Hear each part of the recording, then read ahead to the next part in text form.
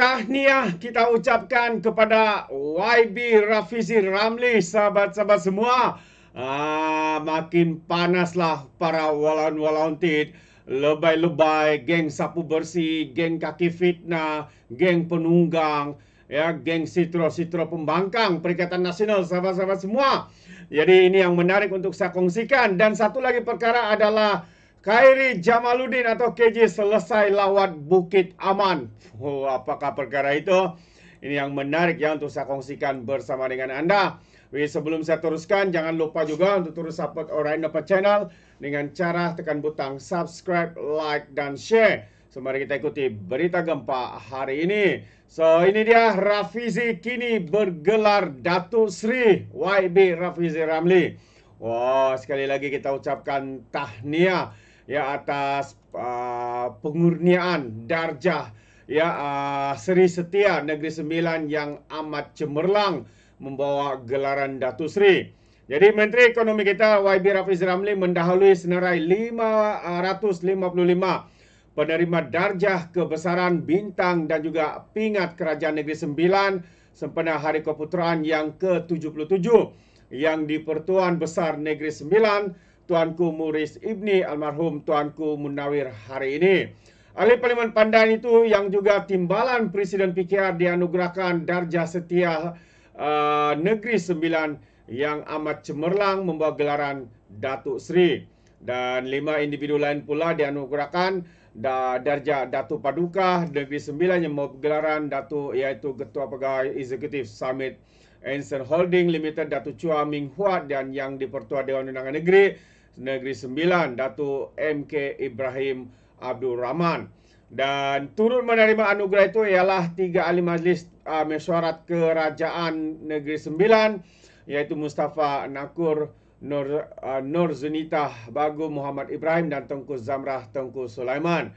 Dan selain itu juga pemegang amanah Yayasan Munira S. Seranjif dianugerahkan darjah setia Tuanku Muris yang amat gemilang yang turut membawa gelaran Datuk.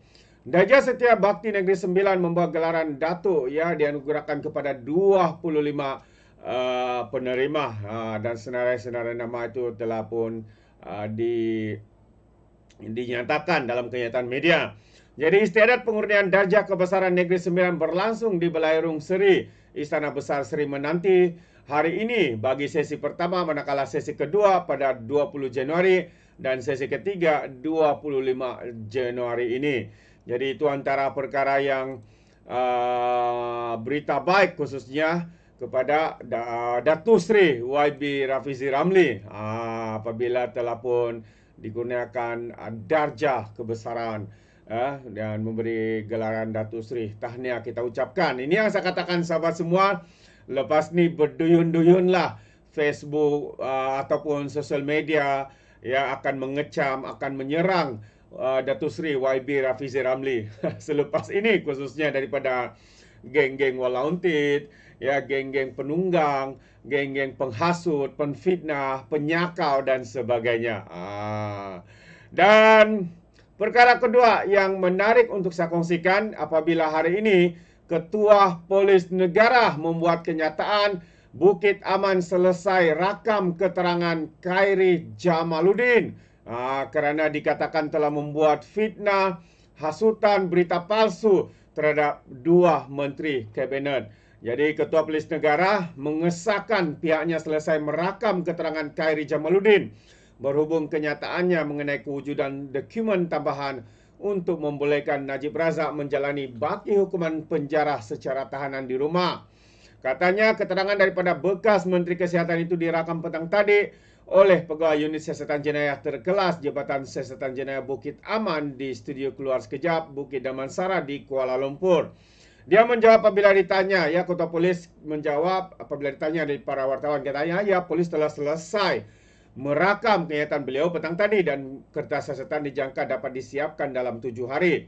Katanya ketika dihubungi melalui aplikasi WhatsApp hari ini. Jadi terdahulu tinjauan bernama mendapati 3 pegawai polis tiba kira-kira jam 4.40 petang diikuti Khairi 17 minit kemudian.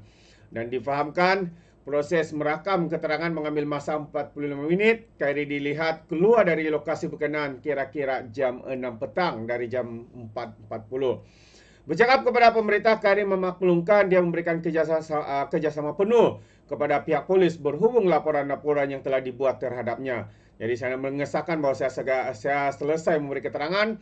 Terima kasih kepada pihak PDRM dan terima kasih kepada pihak media, katanya. Dan seperti yang kita tahu, apabila KJ membuat kenyataan ini yang dikatakan berbau fitnah, berita palsu, tidak benar dan sebagainya di dalam siri podcast Keluar Sekejapnya, dan satu tuduhan yang berat ya, apabila beliau membuat kenyataan itu menyerang bekas pemimpin, bukan bekas ya, pemimpin UMNO, dan KJ adalah bekas pemimpin UMNO, yaitu YB Azalina. Dan disebabkan itu, setiausaha politik kepada Menteri Jabatan Perdana Menteri, Undang-Undang dan Reformasi Surah Yaakob bersama setiausaha politik kepada Menteri Jabatan Perdana Menteri Wilayah Persekutuan Nur Azrina Surip membuat laporan polis ya masing-masing di Putrajaya dan Sentul. Jadi menerusi salinan laporan polis berkenaan, Suraya dan Nur Azrina mendakwa kenyataan Khairi mengaitkan dua menteri terbabit adalah tidak benar, memburukkan menteri, mengelirukan dan menimbulkan perasaan tidak senang serta suasana panik dalam kalangan rakyat hingga berkemungkinan boleh menggugat keamanan negara. Jadi itu antara perkara yang berlaku, sahabat semua. Ya, akhirnya ya, orang cakap ya, KJ ini tidak pastilah ya.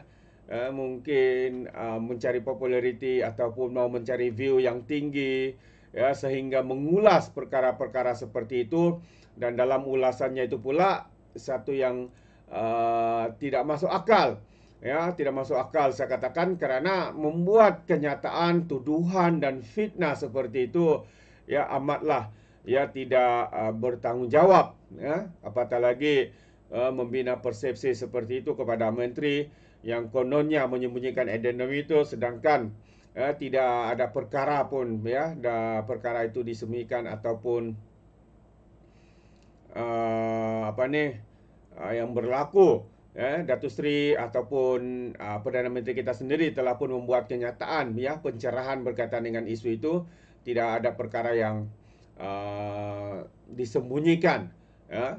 Cuma itu adalah perkara yang melibatkan institusi diraja dan lembaga pengampunan ya. Of course lah, isu itu adalah isu sensitif, isu yang rahsia dan sebagainya. Dan kerana Najib mencabar, jadi dia cabar di mahkamah lah untuk mengesahkan kesahihannya ya. Jadi kita biarkanlah ya mahkamah untuk membuat keputusan ya untuk perkara ini, dan ia akan dibongkarkan juga akhirnya di dalam mahkamah.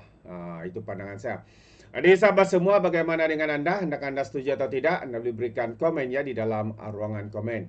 Jadi terima kasih, izinkan saya untuk mengundurkan diri, dan seperti biasa peribahasa mengatakan tak apapun keangkap 2 tahun keinginan. Dalam bahasa Melayunya, tebuk dada, tanya selera.